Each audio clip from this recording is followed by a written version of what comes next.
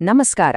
ಬನ್ನಿ, ಇವತ್ತು ನಾವು ಒಂದು ತುಂಬಾನೇ ಇಂಟ್ರೆಸ್ಟಿಂಗ್ ಆದ ಸೂಕ್ಷ್ಮಜೀವಿಯ ಜಗತ್ತಿಗೆ ಹೋಗೋಣ. ಅದೇ ಅಮೀಬಾ. ಅದರ ಪೋಷಣೆ ಹೇಗೆ ನಡೆಯುತ್ತೆ ಅಂತ ನೋಡೋಣ. ಮೊದಲಿಗೆ ಒಂದು ಸರಳ ಪ್ರಶ್ನೆ ಯೋಚನೆ ಮಾಡಿ. ಬಾಯೇ ಇಲ್ಲದ ಒಂದು ಜೀವಿ ಹೇಗೆ ತಿಂದಿತ್ತು ಅಲ್ವಾ? ಇದೇ ಪ್ರಶ್ನೆಗೆ ಇವತ್ತು ನಾವು ಉತ್ತರ ಹುಡುಕೋಣ. ಹೌದು, ನಾವು ಮಾತಾಡ್ತಿರೋದು ಅಮೀಬಾ ಬಗ್ಗೆನೇ. ಇದೊಂದು ಆಕಾರವೇ ಇಲ್ಲದ ಒಂದೇ ಒಂದು ಜೀವಕೋಶದಿಂದ ಆದ ಜೀವಿ. ಇದು ಹೋಲೋಝೋಯಿಕ್ ಪೋಷಣೆ ಅನ್ನೋ ಒಂದು ವಿಶೇಷ ರೀತಿಯಲ್ಲಿ ಆಹಾರ ಪಡ್ಕೊಳ್ಳುತ್ತೆ.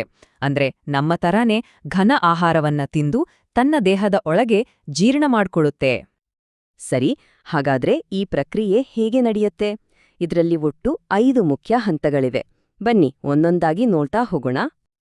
ಮೊದಲ ಹಂತ ಆಹಾರವನ್ನ ಬೇಟೆಯಾಡೋದು. ಅಮೀಬಾ ಹೇಗೆ ಬ್ಯಾಕ್ಟೀರಿಯಾ ಅಥವಾ ಚಿಕ್ಕ ಚಿಕ್ಕ ಪಾಚಿ ಕಣಗಳನ್ನ ಹುಡುಕಿ ಹಿಡಿಯುತ್ತೆ ಅಂತ ನೋಡೋಣ ಬನ್ನಿ.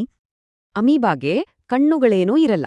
ಆದ್ರೆ ತನ್ನ ಸುತ್ತಮುತ್ತ ಇರೋ ರಾಸಾಯನಿಕ ಸಂಕೇತಗಳಿಂದ ಅದಕ್ಕೆ ಆಹಾರ ಎಲ್ಲಿದೆ ಅಂತ ಗೊತ್ತಾಗತ್ತೆ. ಹತ್ತರದಲ್ಲೇ ಊಟ ಇದೆ ಅಂತ ಗೊತ್ತಾದ ತಕ್ಷಣನೇ ಆಕ್ಷನ್ ಶುರು.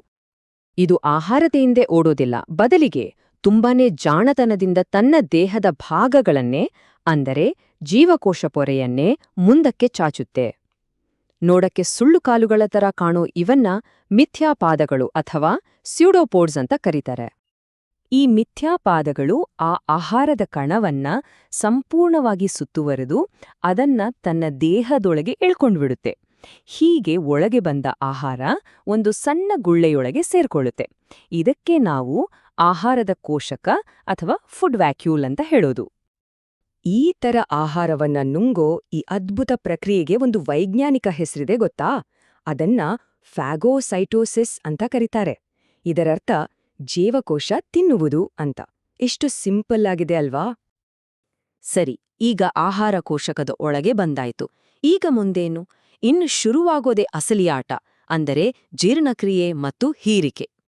ಈ ಹಂತದಲ್ಲಿ ಅಮೀಬಾ ತನ್ನ ಸೈಟೋಪ್ಲಾಸಂನಿಂದ, ಅಂದ್ರೆ ಜೀವಕೋಶದ ಒಳಗಿನ ದ್ರವದಿಂದ ತುಂಬಾನೇ ಪವರ್ಫುಲ್ ಆದ ಜೀರ್ಣಕಾರಿ ಕಿಣ್ವಗಳನ್ನ ಅಥವಾ ಎನ್ಸೈಮ್ಸ್ಗಳನ್ನ ನೇರವಾಗಿ ಆ ಆಹಾರದ ಕೋಶಕದೊಳಗೆ ಕಳಿಸತ್ತೆ.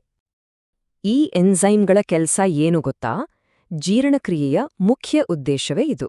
ಪ್ರೋಟೀನ್ಗಳಂತಹ ಸಂಕೀರ್ಣ ಆಹಾರವನ್ನ ಅಮೈನೋ ಆಮ್ಲಗಳಂತಹ ಸರಳ, ಸುಲಭವಾಗಿ ಬಳಸಬಹುದಾದ ಪೋಷಕಾಂಶಗಳಾಗಿ ವಿಭಜಿಸೋದು. ಅಂದ್ರೆ ದೊಡ್ಡ ವಸ್ತುವನ್ನ ಚಿಕ್ಕ ಚಿಕ್ಕ ಪೀಸ್ ಮಾಡೋ ಹಾಗೆ. ಹೀಗೆ ಸರಳ ರೂಪಕ್ಕೆ ಬಂದ ಪೋಷಕಾಂಶಗಳು ಆ ಕೋಶಕದ ಗೋಡೆಯಿಂದ ಹೊರಗೆ ಬಂದು ಅಮೀಬಾದ ಇಡೀ ಸೈಟೋಪ್ಲಾಸಂನಲ್ಲಿ ಹರಡಿಕೊಳ್ತವೆ. ಈ ಪ್ರಕ್ರಿಯೆಗೆ ಪ್ರಸರಣೆ ಅಥವಾ ಡಿಫ್ಯೂಷನ್ ಅಂತ ಹೇಳ್ತಾರೆ. ಸರಿ, ಈಗ ಪೋಷಕಾಂಶಗಳೆಲ್ಲ ಅಮೀಬಾದ ದೇಹದೊಳಗೆ ಹರಡ್ಕೊಂಡಿವೆ. ಆದ್ರೆ ಇದರಿಂದೇನು ಪ್ರಯೋಜನ? ಇಲ್ಲೇ ಇದೆ ನೋಡಿ ಇಡೀ ಪ್ರಕ್ರಿಯೆಯ ಫಲಿತಾಂಶ. ಈ ಪೋಷಕಾಂಶಗಳಿಂದ ಸಿಕ್ಕ ಶಕ್ತಿಯನ್ನೇ ಅಮೀಬಾ ಪ್ರತಿಯೊಂದು ಕೆಲಸಕ್ಕೂ ಬಳಸ್ಕೊಳ್ಳುತ್ತೆ. ಇದು ಬೆಳೆಯೋಕೆ ಬೇಕು, ದೇಹದ ಭಾಗಗಳು ಹಾಳಾದ್ರೆ ಸರಿಪಡಿಸ್ಕೊಳ್ಳೋಕೆ ಬೇಕು. ಅಷ್ಟೇ ಅಲ್ಲ, ಇನ್ನೊಂದು ಅಮೀಬಾವನ್ನ ಸೃಷ್ಟಿ ಮಾಡೋಕೆ, ಅಂದ್ರೆ ಸಂತಾನೋತ್ಪತ್ತಿಗೂ ಇದೇ ಶಕ್ತಿ ಬೇಕು. ಈ ಪೋಷಣೆಯ ಪಯಣದಲ್ಲಿ ಇನ್ನೊಂದು ಕೊನೆಯ, ಆದ್ರೆ ತುಂಬಾನೇ ಮುಖ್ಯವಾದ ಹಂತ ಬಾಕಿಯಿದೆ. ಅದೇ ಊಟದ ನಂತರ ಕ್ಲೀನಿಂಗ್ ಮಾಡೋದು, ಅಂದ್ರೆ ತ್ಯಾಜ್ಯವನ್ನ ಹೊರಹಾಕೋದು. ಜೀರ್ಣ ಆಗದೆ ಉಳಿದಿರೋ ಎಲ್ಲಾ ಕಸ ಆ ಆಹಾರ ಕೋಶಕದಲ್ಲಿ ಉಳಿದುಕೊಳ್ಳುತ್ತೆ. ಆಮೇಲೆ ಆ ಕೋಶಕ ನಿಧಾನವಾಗಿ ಅಮೀಬಾದ ದೇಹದ ಅಂಚಿಗೆ ಚಲಿಸುತ್ತೆ. ಅಲ್ಲಿಗೆ ತಲುಪಿದ ಮೇಲೆ ಜೀವಕೋಶದ ಪೊರೆ ಸ್ವಲ್ಪ ತೆರೆದುಕೊಳ್ಳುತ್ತೆ ಮತ್ತು ಒಳಗಿರೋ ಎಲ್ಲಾ ತ್ಯಾಜ್ಯವನ್ನ ಹೊರಗೆ ಹಾಕಿಬಿಡುತ್ತೆ. ಹೀಗೆ ಕ್ಲೀನಿಂಗ್ ಕೆಲಸ ಮುಗಿಯುತ್ತೆ. ಅಷ್ಟೇ, ಇದರೊಂದಿಗೆ ಅಮೀಬಾದ ಪೋಷಣೆಯ ಒಂದು ಸಂಪೂರ್ಣ ಸೈಕಲ್ ಮುಗಿದ ಹಾಗೆ. ಎಷ್ಟು ಅದ್ಭುತ ಅಲ್ವಾ?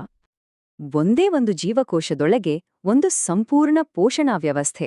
ಯೋಚನೆ ಮಾಡಿ, ಅದೇ ಬೇಟೆಗಾರ, ಅದೇ ಜೀರ್ಣಾಂಗ ಮತ್ತು ಅದೇ ವಿಸರ್ಜನಾ ವ್ಯವಸ್ಥೆ, ಎಲ್ಲವೂ ಒಂದರಲ್ಲೇ. ಈ ಇಡೀ ಪ್ರಕ್ರಿಯೆಯನ್ನ ನೋಡಿದ್ಮೇಲೆ ಒಂದು ದೊಡ್ಡ ಪ್ರಶ್ನೆ ಮೂಡುತ್ತೆ. ಒಂದೇ ಒಂದು ಕೋಶದಲ್ಲಿ ನಡೆಯೋ ಇಷ್ಟು ಸರಳವಾದ ಈ ವಿಧಾನ ಲಕ್ಷಾಂತರ ವರ್ಷಗಳ ವಿಕಾಸದ ನಂತರ ನಮ್ಮ ಹಾಗೆ ಸಂಕೀರ್ಣ ಜೀವಿಗಳಲ್ಲಿ ಕಾಣುವ ದೊಡ್ಡ ಜೀರ್ಣಾಂಗ ವ್ಯವಸ್ಥೆಗೆ ಅಡಿಪಾಯ ಆಗಿರಬಹುದಾ? ಯೋಚನೆ ಮಾಡಬೇಕಾದ ವಿಷಯ ಅಲ್ವಾ?